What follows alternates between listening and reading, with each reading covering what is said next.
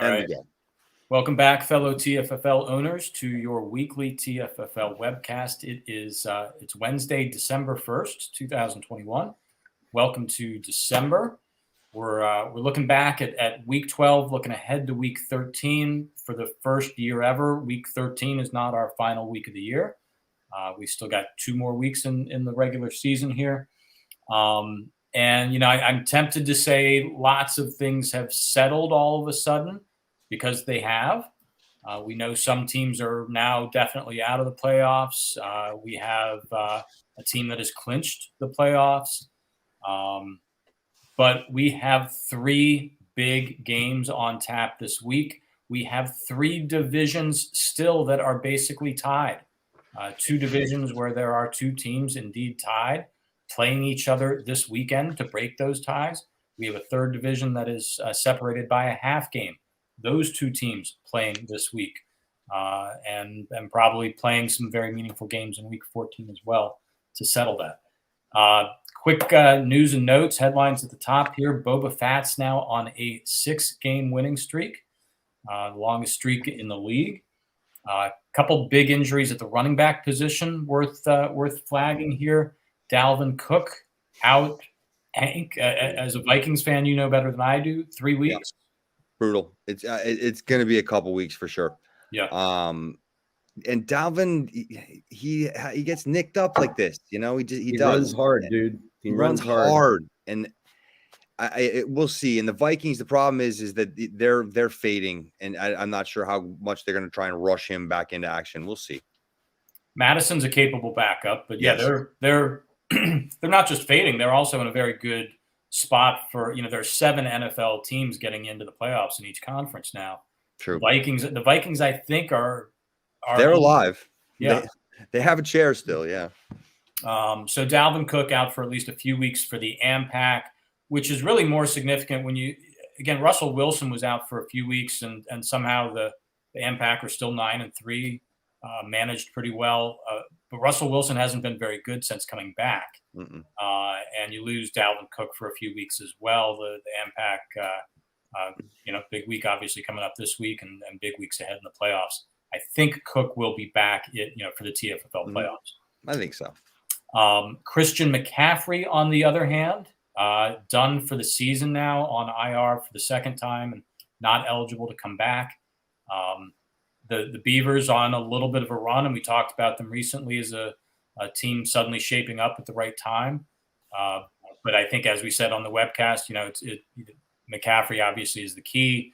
We were excited that he was coming back into the lineup, and he is now done for the season for the Slippery Beavers. 5-7, they will make the playoffs as their division champ, but that's a big blow for them. All right, let's move on real quick. I do have a lame trivia question, but I came up with one nonetheless. I know how disappointed you guys get when we don't have one. So Hank's about to give us the standings, and we're going to spend most of this webcast actually kind of looking at the teams that are tied and assessing these division races. But as part of the standings, we will see that probably the number 1 overall pick is going to go to, I want to get my divisions right here, a team in the SoCo East. The Mongols, the Devils, both 2-10. Hank, do they play each other? I know you've got a good handle on the schedule. Yeah, I think they do still have a game to come that will likely decide this. Hang on, I'll tell you exactly what week it is. Let's confirm that before we can continually go. Yeah, they're going to play week 14. Okay, so yeah, one of those teams gets to 11 losses at least. I think the Senators technically still could, in the right circumstance, jump into that number 1 overall spot. Probably going to be the Devils or the Mongols. So including the upcoming 2022 draft, and assuming it's one of those 2 so-so East teams in the number 1 overall spot, how many times in the last 10 years, including that upcoming draft, has a so-so East team held the number 1 overall? How many out of 10? Out of 10. Wait. Please repeat the question.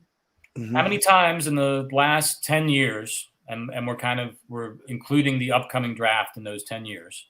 So the last 9 drafts plus the one to come. How many times in those 10 years has the Mongols, Devils, or Beavers held the number 1 overall? Held the number 1 overall. Number 1 overall pick. In theory, the over-under is 2.5. Yeah. Okay. The over-under should be 2.5. Well, figuring each division, if it's split equally, would have had 2.5 over 10 years. That's just 10 divided by 4. Beavers. Yeah, I'm glad you're following. Devils. Beavers, Devils, Mongols. Beavers, Devils, Mongols. In the last 10 years, how many times was one of those 3 teams picking from the 1 slot? I feel like I should give Rich extra credit if he gets this. I mean, I could think about this for a while and come up with a bunch of different answers. I'm just going to go for greatness and I'm just going to put down a number. If you nail the exact number, I'll give you 3 points. If you get within one of the number, you get 1 point. All right. Kind of lame, but somewhat relevant. All right, Hank, you've done a lot of work. We got some color-coded standings. These are very critical, obviously. Yeah. Just to blow it up here a little bit, I'm just going to do this that we can play with the graphics. Okay, here we go. In the North, the AMPAC are now the 1 seed. They are up top based on tiebreakers. The Lizards are division leading at this point. However, the K-Wheels are tied with the AMPAC, and the Boba Fats are tied with the Lizards, and we're going to settle some things this week between those two. Now, crazy. The South. Now, another thing I just mentioned is the Killers at 7 and 5 are still alive. They're in white. They're still alive. The Aliens are out. If you're in red right now, you're done. So the Senators, Mongols, Devils, Aliens are out. Right now, the Hams lead the conference. However, they have not yet clinched their division because they got the Sponge right behind them, and they also play this week. The Beavers are in. They have clinched their division, and they will be the 4 seed in the playoffs. Now, one error over here I have is I just realized this is that the AMPAC actually have not theoretically clinched yet. There is a scenario they could fall out, but the K-Wheels have clinched. Because of tiebreakers, the K-Wheels are in. The Beavers are in. The AMPAC are not quite in, but close. And then everybody else that it is either in green or white is alive. All right. So, of note, basically, if the Hams and Sponge game in week 13 is basically for the Southern Conference and Division Championship, there are a couple of caveats, but basically the winner of that game is going to be the 1 seed or the Southern Conference champ. The Beavers have clinched, as I mentioned, clinched the 4 seed. The AMPAC K-Wheels game is largely for the Northern Conference Championship. Again, there are some caveats. There are some ways that could slip, but that's likely the case. The Lizards Fats game is basically for that division title. And there may be a slip one way or the other, but basically those games are all going to determine who's going to win these divisions in week 13 and 14. So couldn't the Fats beat the Lizards, but then lose the last week, and I win the last week, and then still come out, even though we went head to head and had 1 win each? That it'll come down to points in that case. If you guys split your games, it comes down to head-to-head points in terms of a tie. Which in that case, right now, I'd be ahead. Exactly. So depending on the we can results figure of this out game would then determine it. This is what I'm saying is that, yes, there are some probably 2nd and 3rd level tiebreakers that could, screw up, change things. Right. But for the most part, if the Lizards beat the Fats this week, you're going to win your division. The division's over there. But if the Fats win, there's still a chance for me to take the division. Yes, sure. Small, yes, but it's very likely. Because the Fats then what? The Fats play the Aliens in week 14? I don't know. Probably. Yeah. So we'll see. We'll see. Berto, sorry to miss you. Lastly, just real quick on this, I'll get off my full screen. Here's a big picture. What's right up, now, tonight. Sorry, I lost. There he is. AMPAC are 1, Hams are 2, Lizards are 3, Beavers are 4 as division leaders. The K-Wheels and the Fats would be the wild cards. As of right now, the Killers would be out. So that's where we stand. All right, now that Steelers Berto's don't here, deserve to be in anywhere. I'm worried Berto's a little behind us. No, he's going to catch up real quick. I was more his connection. Is it good? I think you're good. Is my connection Fine. okay? You know, your face is a little blurry, Okay. but yeah, that's kind of normal for you. All right, quick panel intros. Hey, Rich, our commissioner, Lizards King. Hey, how's it going? You've got you've got an exciting journey ahead of you. I do, but before that journey, tonight we're Elijah enjoying Craig. a new bottle, a brand new fresh bottle. I just opened it of Elijah Craig, one of my favorite bourbons. Cheers. Cheers. Cheers. And so, yes, I have some exciting news to report, which is after this weekend of football and recognizing that the Bills were going to be playing the Pats on Monday night in Buffalo for basically first place, like the Fats and Lizards. I kind of said, I got to go. So I bought a ticket to the game and flights, and I'm headed up on Sunday. And I'm going to go visit my daughter in Rochester for Sunday night. And then Monday, I'm going to work in the morning and drive out to join the Mafia, see what it's all about. I've never been to Highmark Stadium, so this is a first experience for me. I got a brand new Bills jersey with Berkman on the back of it, number 13. Nice. On both sides. Going to be sporting that. And I'm looking forward to an enjoyable experience. Hopefully, it'll be a big win for the Bills, but it should be a big game and a fun one to be at on a Monday night in Buffalo. So I'm excited. I'm going to cycle back on Tuesday morning, and I'll be on my way back to Boston. Awesome. How cold will it be? Who cares? It'll be 31 degrees with a slight breeze. It'll probably feel more like 15. Yeah. But I am well prepared for weather like this. I have all the gear necessary to be very comfortable and enjoying the game. It could sleet, snow, rain. I got it all. You know how to deal with this. Keep your hands and feet warm. You're good. Yeah, I'm a veteran. Yep, and yeah, of course you're. So anyway, I'm super excited about it. First Bills game at Highmark and a big one on a Monday night. I got my neighbor Steve, who's joining me for the adventure. So super excited. Enjoy it. Go Bills. Hank, back from Napa. Sounds great. Czar and Yes. CEO of the K-Wheels. Welcome. Thank you very much. Yes, I'm still very buzzed up and just happy and loose from, a couple of great weeks. I haven't been on to thank everybody for coming to my party and hanging out with me, and what a freaking great evening that was. And I hope you guys had close to as much fun as I did. So I appreciate it and feel very lucky. So thank you all for that. And speaking of that, I want to point out, I just did the webcast. I got a fun gift today in the mail.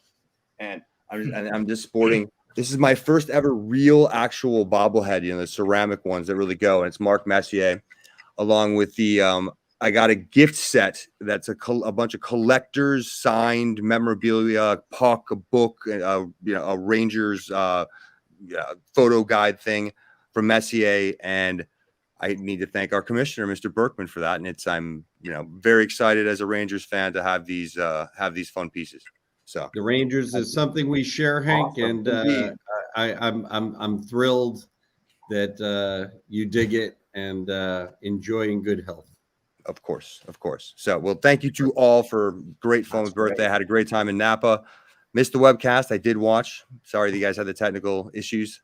Glad to be back and hopefully can liven things up this week. It was an extra long webcast. Sure. Yeah. It was good though. Yes. It's so nice to hear everybody's got all these toys and games they're going to. And Berto, you probably came from a practice or something tonight. Were you playing games tonight? See, Berto's behind us. No, I just lost track of time. Can you hear me? Yes. We can hear you. Can You hear may me? be on a slight micro delay. It's not big, but it's a little one. Okay. No, just lost track of time. Two soccer tournaments the last 2 weekends though that we won, so that's fun. But Nice yeah, work. the birthday, Phil, that was a blast. That's an awesome gift. That's so cool. Rich, enjoy the game. That's fantastic on Monday. Good stuff. Thank you. Yes. All right, well, let's. Berto, you missed the trivia question, and I'm here. I'll give it to you real quick, Okay. if I can. Do it pretty quick. Rich, you cannot ask to clarify this anymore. Okay. Berto, including the 2022 upcoming TFFL draft, and assuming that the Devils or the Mongols get the number 1 overall pick, how many times in the last 10 drafts will a member of the SoCo East have had the number 1 overall pick? Got it. Okay, good. Thank you. All right. SoCo East, last 10 years, number 1 pick. How many times? Yep. Pick a number. Berto's already got it. He's nailed this. He probably knows. He's got it memorized in his head. All right. So our chat this week is going to merge with our schedule segment. Rich, you're kind of off the hook here. We're going to talk about the 3 big games that are going to determine division races, conference races, playoff spots, perhaps in some cases. I wanted to go back real quick, though, Hank, to your standings. There are two teams in white there that are out of the playoffs at the moment, but still are alive. And I think it's probably worth clarifying, and we'll get to this as we talk about some of these big games, but the Sponge have a much better chance, I think, of making the playoffs at this point than the Killers do. The Killers are going to have to, yeah. I mean, like I said before, I think as you talk about the Southern Conference specifically, the Hams have a half game lead right now, but they play the Sponge this week. So the winner of that game, for all intents and purposes, is in good shape to win the South. Now, granted, week 14, the Hams get to play me. I don't know who the Sponge play off the top of my head, but all things being equal, the winner of that game is in really good shape to clinch that division and or at least control their own destiny to hold the South. The losers in a little bit of trouble. And I say that because the getting into the wild card spot from the South is going to be difficult because of all the Fats and the Lizards and the K-Wheels and the Packers all having records that are better. No, I think the Hams or the Sponge gets in as the conference champion, and $500 and a bye in the first round, and the loser misses the playoffs. That's the irony, yes. Berto, we're not really slated to talk much about the Killers because you're not one of these 3 big head-to-head games this week. I don't mean to put you too much on the spot, but a 3-game losing streak for the Killers. Every single player in that blockbuster trade a week or 2 ago is now injured. Darren Waller, Michael Carter, and A.J. Brown. I think Waller is actually the healthiest of the bunch. What are your, do you have any realistic hopes of sneaking in? It's terrible. No. Berto, what did we figure out this week? That basically you have to win both and the AMPAC have to lose both? Yeah. I need to win both, and if the AMPAC lose both, I'll be in. Yeah, because I'll have the tiebreaker. I think that's your only path. Or if I win both, and either the Fats or the Lizards lose both. Then I can win. You're right. Yeah. 1 week at a time. 1 week at a time. But it's out of your hands now. You have to count on somebody else doing something. Yeah. No, I lost 4 out of 5. Couldn't beat the Wheels. I mean, this is Wheels 39-24, whatever it was. Yeah. Ugly. God, terrible. Yeah. The Killers are not scoring well these. So we're in trouble. Mm-hmm. All right. Well, let's move on to these 3 big games. Again, Rich, this is kind of the schedule segment, but let's dive deep into these games. let's start with that hams and sponge game because it really does kind of have do or die implications, not just a division title, but a conference title. And yeah, you lose. Potentially, you find yourself on the outside looking in here for the playoffs. And the big news here, as we talked about, I think in the intro, Aaron Rodgers, Devontae Adams, Aaron Jones, all on a bye this week for the Green Bay Packers and for the Sponge Fishermen. You have to assume that puts the Sponge in the driver's seat in this game. Well, I think you might suggest that, but you look what Derek Carr did at Dallas last week, and I don't throw any, towels in as it relates to what a quarterback could put up. I don't know what they had over the last few weeks, but Chief had to be planning for this week without the Packers for a long time. And They're still favored. Right now, as Phil just pointed out, they're still favored. Yeah. The trade for Mitchell helps out tremendously right now, and that's a guy who, as long as he can stay healthy, has been on the rise, has an easy schedule.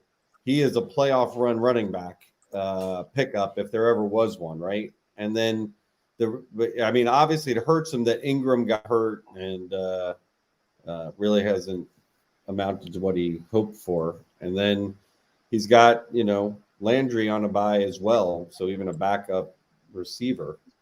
But the trade for Diggs and for Mitchell come in very strong this week for him, and so it's definitely not a gimme for the Hams. And when I look across their lineup, Gordon's got a little dinger next to him, and Lamb hasn't been himself the last couple of weeks. Waddle's been on fire. The Miami boys have been on fire, and they play the Giants. Giants lost their quarterback. They could lose all will in that game. We'll see. And Pittman could blow out in Houston. So it's a very interesting matchup. Should be a good one. I think we'll see Jamal Williams jump into the Hams starting lineup this week. He's not there right now, but I think he should be. The real quick, the Deebo Samuel injury. He will be out at least this week, probably maybe a second week. That's actually, I think, very beneficial for Elijah Mitchell and for the Sponge. Mm-hmm. Deebo Samuel has been scoring a ton of rushing touchdowns these last 3 weeks, getting 6 to 8 carries a week. Mitchell's been doing well in his own regard, but I think is kind of locked in now as a guy who's definitely going to get 20 touches every week. Yeah, maybe so. What happens here, right? What's that? Great trade for the Sponge though with Diggs and Mitchell. I mean, that's they're doing great. That's Diggs has scored a touchdown, at least one touchdown in each of the 3 weeks that the Sponge have had him. Awesome trade. Mm-hmm. You guys care to make a pick on this? It's the Sponge are favored. The Sponge are probably the better team, top to bottom. Mm-hmm. But this one should be close. You got Mahomes on the other side. Yep. Give me a pick.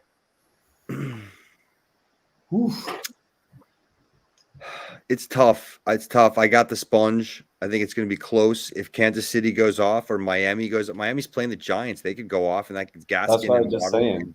Could score. I mean, it's tight, but I guess in a pinch, I guess I got to go with the Sponge and Carr and Mitchell and Diggs and Harris, just like you've said, and Cooper Kupp, who always seems to score way more than he should. Who do they play this week? The Rams play Jacksonville. Yeah. Jacksonville. Oh, boy. Yeah. So, that's a good one. And Kansas City plays Denver, which maybe isn't that good, but they always play tough. That's a division game. And who knows?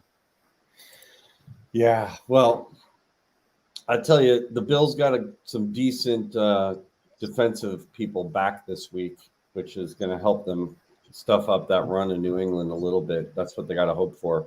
But it's going to come down to, I think the Hams keep it close and have Butker actually go off this week and pull out a big number against the tough Denver D, and so he ends up putting up double digits that put the Hams a bit ahead on Sunday night, and come Monday, the Sponge take over in what I think will be more of a shootout and less defense than two great defenses. I think don't do what they're supposed to in the weather and the whatnot, and you see a bit of a shootout, and Harris and Diggs do pretty well and give the Sponge the win. It's interesting that both these guys have. I mean, you just mentioned the Sponge have two guys going late on Monday. The Hams have 5 of their guys play either Sunday night or Monday. These guys are prime time players this week. Yeah. Isn't that crazy? Yeah, the Hams right now, you said he's going to maybe put in Williams. I would have to guess you're saying he's going to put him in for Breida. So yeah, I think if so. that's the case, then he's not going to have Breida Monday. He'll be finished Sunday night. But I think 6 guys going Sunday night. I think this is one of those games that, man, it's just a scheduling snafu for the Sponge. I think, with Adams out and Rodgers out, man, this is the 1 week you didn't want to see that, and it being this close. I mean, I think Chief, I think he made a great trade. Like, there's no way this game I don't think would be close without Mitchell and Diggs, but he's got him. So I think Carr will do enough to keep this game close. But I think Mahomes is in for a big game for whatever reason. And I think he's going to be the difference maker, along with maybe Matt Breida on Monday night. He's coming on a little bit, and maybe he sneaks in for a score. I'm going to say the Hams by a couple, but it's kind of tough luck for the Sponge. Speaking of tough luck for the Sponge, I should have flagged this, and let me see if I can back this up with some facts. In week 12, the Sponge had a bit of a hard luck loss. They scored 67 points. They lose 81-67. The AMPAC got 31 points out of a career day from Leonard Fournette. Go back to week 11, and the Sponge have an even harder luck loss. They scored 92 points and lose 112-92 to the Boba Fats, who get a career day out of Jonathan Taylor with 42 points. So back-to-back weeks now, the Sponge have had these kind of hard luck losses against running backs scoring 31 and 42 points. Yeah, got a little bit more hard luck here with all the Green Bay guys on a bye. I think this one comes down to how much faith you have in Patrick Mahomes. Berto kind of just hinted he has that faith. He thinks Mahomes is due for a big game. I've kind of lost faith, and I think Denver is actually not a great team, but they are maybe an underrated team this year. I'm not sure the Hams get quite enough points to beat a Sponge team, and credit to Chief again for Diggs, for Mitchell. Carr is the backup quarterback. They should score enough points here unless the Hams really go off, but I'm not seeing that from Mahomes this week. All right, there's that game. Let's move on. K-Wheels and AMPAC for the NOCO East. Let's go K-Wheels. People's champion. Let's go. Hey, look, this is a case of good versus evil, and I'm the good guys in this. So get on board the K-Wheels bandwagon. Lots of seats.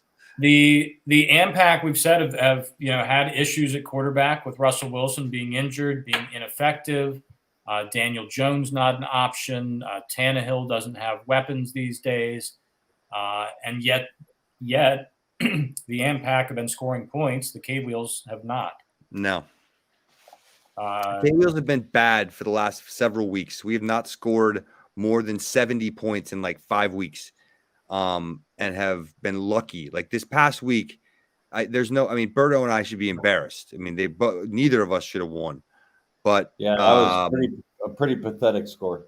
Pathetic, but it's less pathetic for me because I won, and so I'll take it. Love to win a game like that, though. Yeah, sure. That's a bit of luck, but yes, the K-Wheels are going to have to score a lot more points in the weeks to come, or we'll see. I miss Derrick Henry a lot. And this is where you said Saquon Barkley. I need Saquon Barkley. Come needs on. to come back. Yep. Last week, Antonio Gibson was great, and Antonio Gibson has been very strong. But I know he's playing hurt. DK Metcalf is where's That was weird. Disappeared. Weird. That was just weird. And Russell Wilson, all of a sudden, I mean, that was one of the weirdest performances. It's like they were just, Dude, the whole team thing is bizarre and weird. Yeah. I'm not sure what's going on in Seattle, but whatever Zen Mojo shit they got, is their thing is off. It's way off. But I'm still going to start Metcalf, of course, because he's got Wilson. So and it's DK Metcalf. I'm going to start him. Yeah. I like my lineup. I'm putting my guys out there, and let's go. I've started a lot of big name players that done shit for me many times. Mm-hmm. I can't have 4 touchdowns from freaking Leonard Fournette for sure. Yeah, he was a beast last week. Mm. He was definitely a couple beast. things about this game. I think the fact that Metcalf, it was so egregious that he didn't get the ball thrown to him, that I think they make a point of it this week. I think that could help you out, and that could help neutralize Wilson. Leonard Fournette is not going to have that type of game. You'd much prefer to have, although Madison is a really good handcuff and a good backup, you'd prefer to have him in the Dalvin Cook. Sure. Russell Wilson hasn't been Russell Wilson. So yeah, I mean, it's the site has a tie right now. Pretty much. But I'm maybe it's my rooting interest here, but I think the Wheels by half a dozen points. I hope you're right. I'll take it. 70-64. 70-64. That's a good guess. Yeah. It's a good guess. Be very happy with that.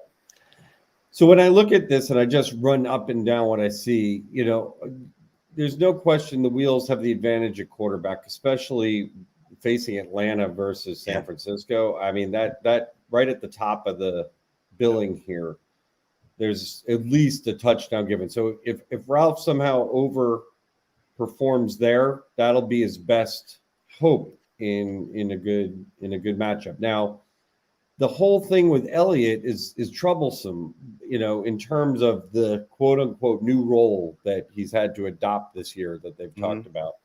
And it's very clear that, Sticks keeper, Dallas Cowboy, Tony, my man Tony, he's a real deal. He's getting only more carries, and they figured out how to work him into the offense in a positive way, which limits, you usually see Elliott with projections double what he's, being projected at. Right. Yep. Stick, did you want to jump in and say something? I was just going to say, Elliott, I don't have the numbers in front of me, but I think Elliott's actually had a great season despite margins. Yeah. But there's Elliott having a great season, then there's Elliott doing what Elliott does. Like his ceiling is probably a little more limited. Sure. But he's done great all season long. Ezekiel Elliott's high number of yardage since week 6 is 69 yards. That's in not terms of Elliott. rushing. In terms of rushing. That's a decent season. That's not good. Yeah. We're used to him getting 100-yard games every week. Right? Exactly. And so, I mean, he's had a fine season. He's not had an Ezekiel Elliott season. Yeah, that's all I'm saying. So, but the balance here comes out with the fact that he has, the backup for Cook.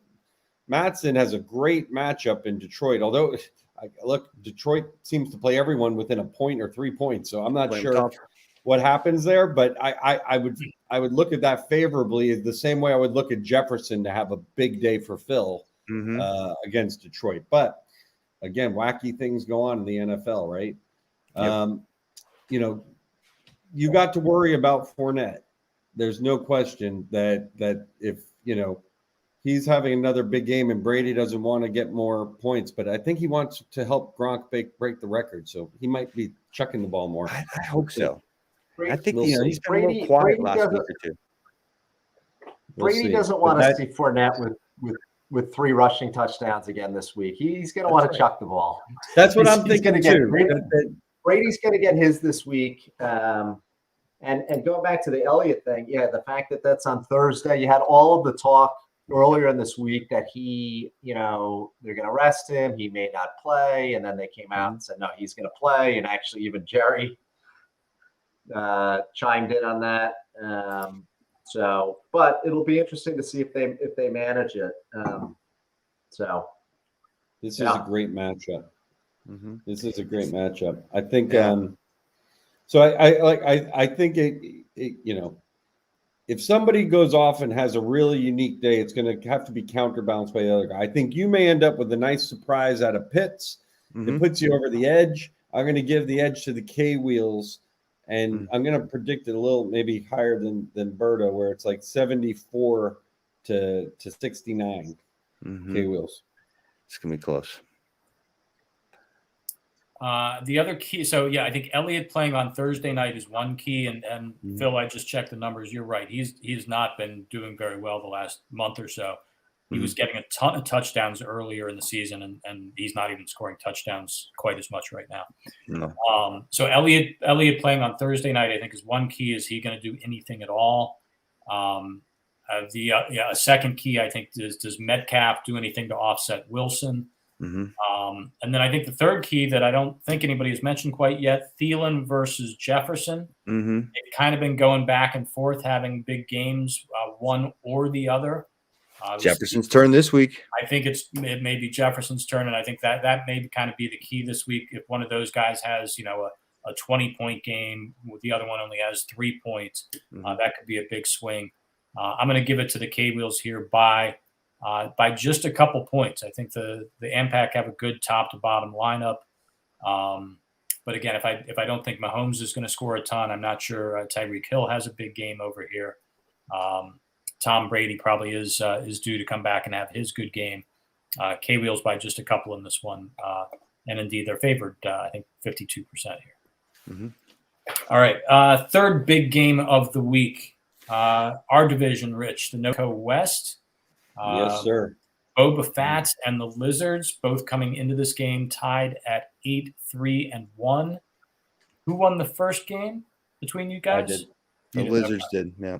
So as you said earlier, if the Lizards can come out and win this one, you lock it down. Division title is yours. Boba Fett's have to not only win this one, but then have some things happen in week 14, but would be in a good position if they can take a one-game lead heading into the last week of the season.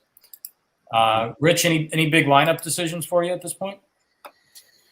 I think it's just watching the only spot that's of question is Beckham, really. I like that he's going up against Jacksonville if he's healthy, but he seems to have a hip pointer or something going on that happened on the touchdown he scored last week. So if he's out, it's between Knox and Gallup likely to step in, or Ertz, one of those three. And we'll see how I'm feeling as the week goes on. But that might end up being Knox just so I can watch him live Monday night, bring me home the win.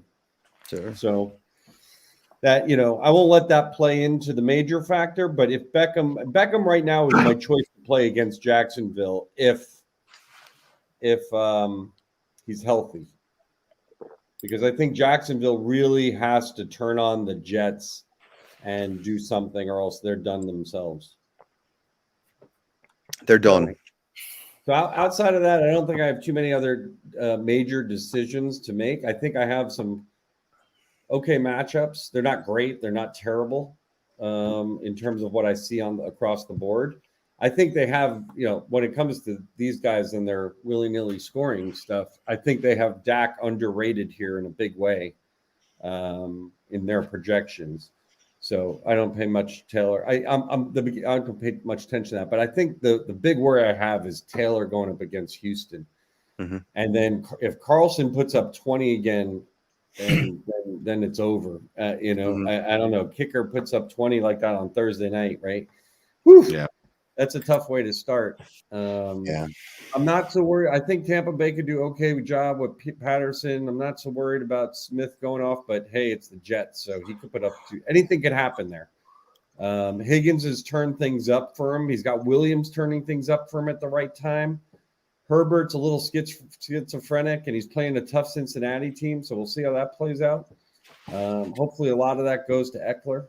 And we'll that Cincinnati Chargers game is a big one for that this could be guy. a shootout. Well, I mean, Yeah, Herbert and Higgins, and then Eckler and Mixon on the other Yeah. side. Yeah. So let's see it. yeah. Rich, good. We're go ahead. Go ahead, hoping Berto.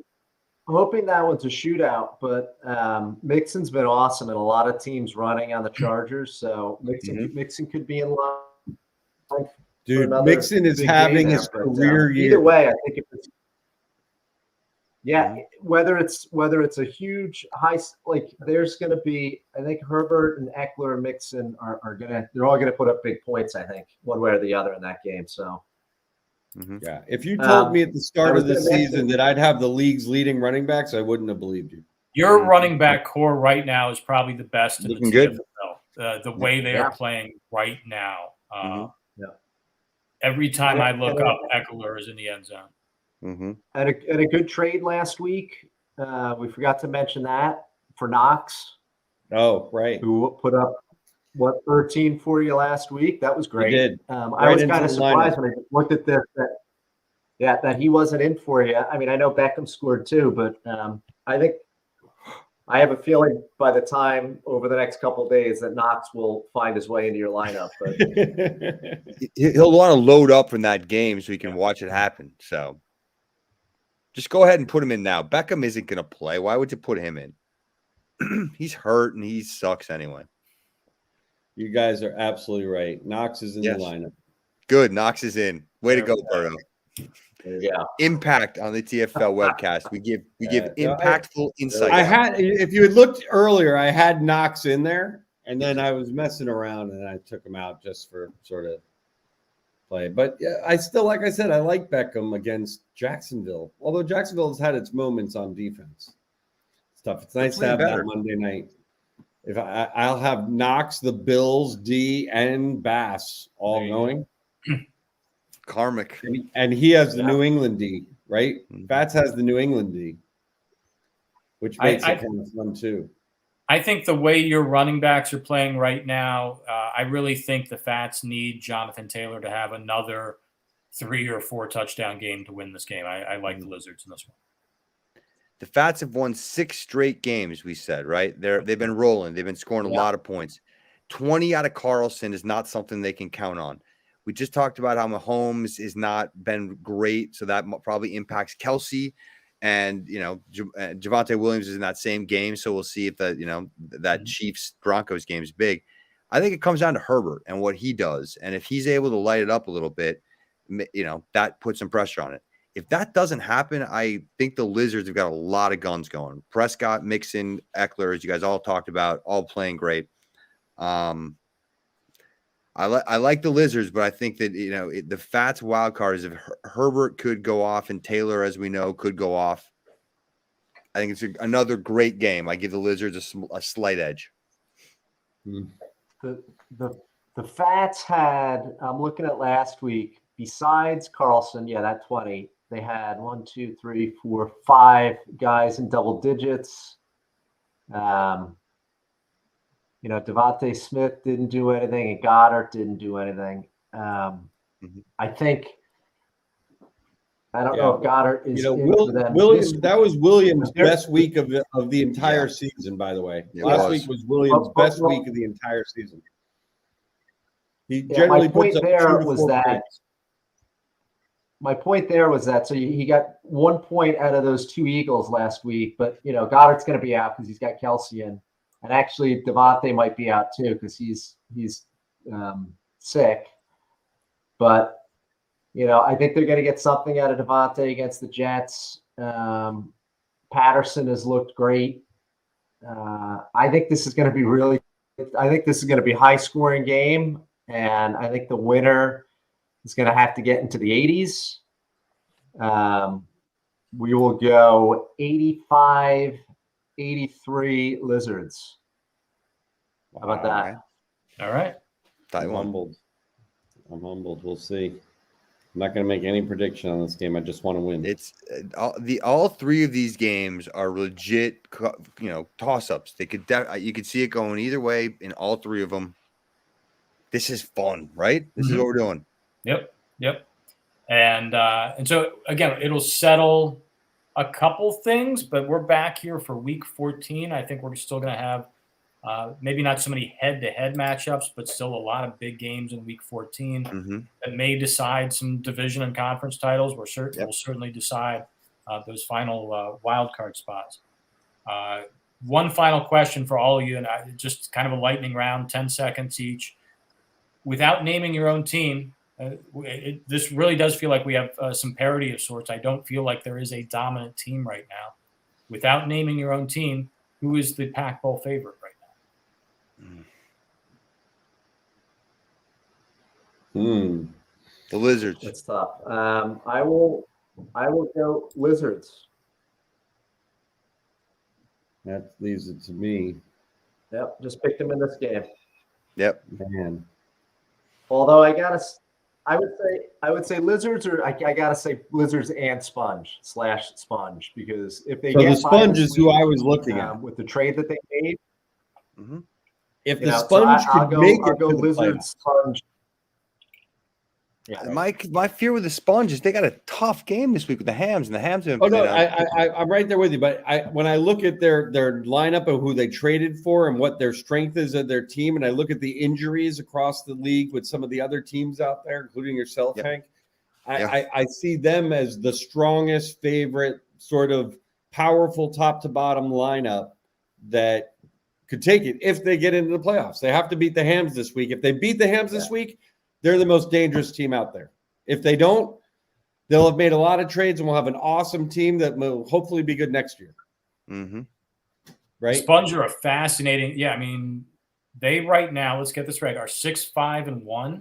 Yep. Everything's riding on this game for all the trades they made, everything they did. If they lose this game to the Fats, drop to 6-6-1. They do get the Senators in week 14. Let's call that a win. They could get to 7-6-1. They can't get in. What if the Hams? What if the Hams 7-5, and if they beat the Sponge this week, they're 8-5. They're in. Yeah. Wow. Yeah. Okay. Yep. That's right. This is the reality. The Sponge have to win to stay alive. If they lose, they're out. It's over. Wow. Okay. Yeah, it's all the marbles this week for them. And Rich is saying if they make it to the playoffs, this team that right now is out of the playoffs is his Pac Bowl favorite. Yeah, yes. That's interesting. So it comes down to one game for them. That's interesting. Yes. Now, if they don't make it, I'm taking the wheels. Good. Yeah. Hey, that's wheels. That's who I would say after that, because I think Phil gets a little healthy, and the AMPAC are close and a great team, no question about it. But with some of the injuries there too, I think that the wheels end up winning the game to get them in the Pac Bowl and ends up the favorite there. God, I hope you're right. Everybody's got their injuries, and we're all limping in various ways. Who knows? I mean, you were just talking about Elijah Mitchell coming out of nowhere to be a very relevant name right now. The guys who are going to determine this, we'll see. I mean, I'm counting on Saquon Barkley to finally show up and be Saquon Barkley that we've heard so much about and been hoping to see. So let's see it, Saquon. And whoever has all their guys going into the playoffs, or good contingency plans, and that's why I go back to the Sponge trade, and to a lesser degree, Rich's trade for Knox too. But the Sponge trade was awesome in hindsight. So he's got depth, but man, having to win that game, that does suck for them. But you look at the Packers. Russell Wilson isn't quite himself. But he's got so much talent on this team, and but he lost Dalvin Cook, but he's got Madison back, handcuffed, which is great. Who's gonna stay healthy for the next few weeks too? A huge thing, because guys every week dropping like flies. It's important. One last note, see on the K Wheels too, which is they just had a huge benefit for Chuba Hubbard to step into the lineup going forward out. With McCaffrey out. And if what I saw in Barkley this week, he looked pretty darn healthy, and he looks like he's only getting stronger. At least that's what I saw with my own two eyes when I was watching. Gibson seems to be okay, and regardless of him limping, he's playing. He's playing The great. fracture can't be that bad. Whatever it No. is, it can't be that bad because he's playing every week and he's doing well. So They're Barkley, playing- it's the Gibson, same- Hubbard is a nice threesome headed into, the next few weeks, and you have fine wide receivers and Jefferson and Metcalf as long as Metcalf can get back to what's going on. So that's why I feel good. Sutton could step in and easy in any of those. Yep. Yeah, And then the team we're not talking about, which we will now, the Hams under the radar. Like we said, Mahomes hits a hot streak here. Yep. Yeah. Dude, Yeah. he goes from 112 to 55. Well, not only that, it's like you know, he barely made half that. either the Hams or the Sponge are gonna have a bye. Yep. Also, That's a good And one. either the Hams or the Sponge are going to be out. That's the margin we're Yeah. talking about. Is one of them is going to be the Southern Conference champions, and the other one is going to be out of the playoffs. It's just crazy. It's a fun time of the year. Yeah. and it's At least and for it's the great. teams battling for a playoff spot. The ones that That's are right. also battling for a number one, sorry, but I've been there. I feel you. Mhm.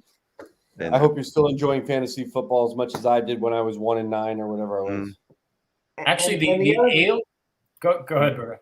No, I was just gonna say, and then the other team, obviously, we're not talking about at all, is the Beavers. But if and it's not happening, but if McCaffrey was one of those types of players, right, that could be a huge push in the playoffs. Right. He's But out. him not there is a huge. That's a big hit to the Beavers, and again, it goes back It's to a very you big know, you loss have to your the top Beavers. guy. Yep. So Yeah. No, the Beavers take a big hit with McCaffrey going out. Mhm. No I was going to question. say And that you're right about the Hams and the Beavers, because as we know, anything can happen. Mahomes puts up 42 points all of a sudden.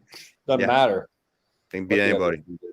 It's But I'm not craziness. picking them as a Pac Bowl favorite because, and I have picked the Hams as a Pac Bowl favorite. I think more than once in years past because of Mahomes. But he is too inconsistent this year. I don't see the Hams, and they don't have the firepower at running back.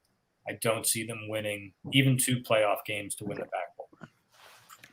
I was going to say real quick, the Aliens are probably the one team out of the entire league that is most locked in right now. We will be the number 4 draft pick. Yep.